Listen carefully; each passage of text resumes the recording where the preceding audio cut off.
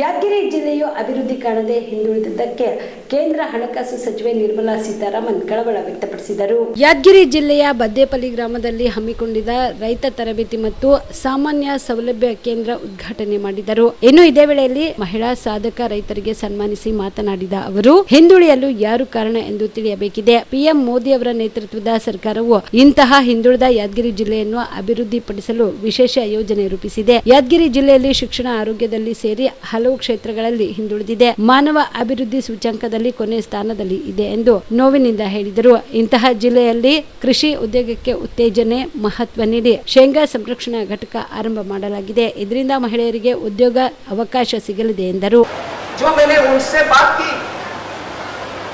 उसको दोबारा जिक्र करना चाहती हूँ. वो क्या है? 22,500 मेट्रिक टन शेंगा उत्पादन होता है सिर्फ यादगीर में. 22,500 మెట్రిక్ టన్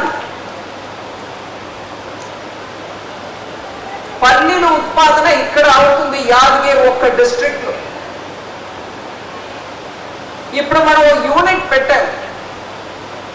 దాంట్లో ఆ పల్లీల్ని రోస్ట్ చేయడమో, దాంట్లో నుంచి నూనె తయారు చేయడమో, ఎడిబుల్ ఆయిల్ లేదు మూంగఫలి పీనట్ బటర్ తయారు చేయడమో, ఇట్లా చేసి ఐటీసీ ద్వారా మార్కెట్లో దాన్ని అమ్మడానికి చక్కటి ఒక ప్లాన్. అంటే ఇక్కడ ఉన్న రైతు దగ్గర నుంచే వాళ్ళ మూంగఫలిని తీసుకో, ఈ యూనిట్ ని రైతు కుటుంబంలో ఉన్నట్టు మహిళలు పిల్లలు అందరూ వచ్చి పనిచేసి నడిపించుకోండి. దాని తర్వాత వచ్చే ప్రోడక్ట్ మంచి క్వాలిటీలో వస్తుందా అని చూడడానికి ఇక్కడే ఒక క్వాలిటీ టెస్టింగ్ సెంటర్ పెట్టించి ఈ ప్రోడక్ట్ ఒక్కొక్కటిని టెస్ట్ చేసి తర్వాత ఐటీసీ లాంటి కంపెనీ తీసుకెళ్ళి ఎక్కడ మార్కెట్ చేసుకుంటారో చేసుకొని దాని ద్వారా మీకు మంచి రేటు దొరుకుతుంది.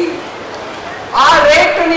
ಇನ್ನು ಇದೇ ವೇಳೆಯಲ್ಲಿ ಗುರ್ಮಿಟ್ಕಲ್ ಶಾಸಕ ಶರಣಗೌಡ ಕಂದುಕೂರ್ ಮಾತನಾಡಿ, ಕೇಂದ್ರ ಸಚಿವರ ಮುಂದೆ ಸಮಸ್ಯೆಗಳ ಬಗ್ಗೆ ಗಮನಕ್ಕೆ ತಂದರು.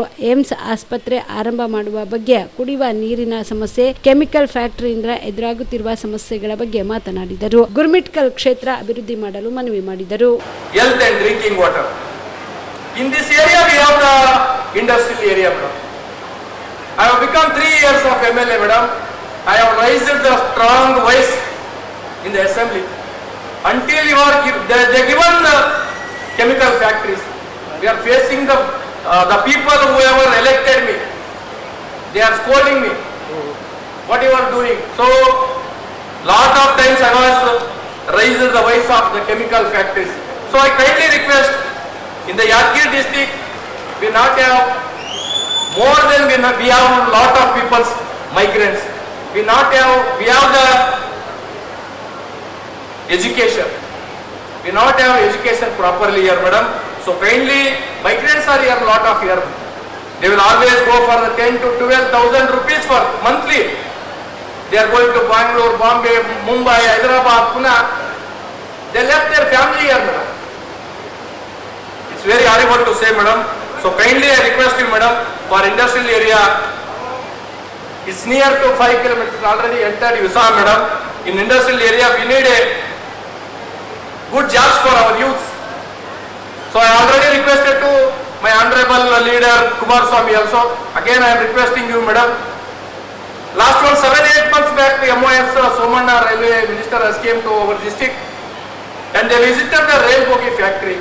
I was requested them, if the railway bogie was upgraded, the people of Gurbitkal constituency youths will get some local hands to some works.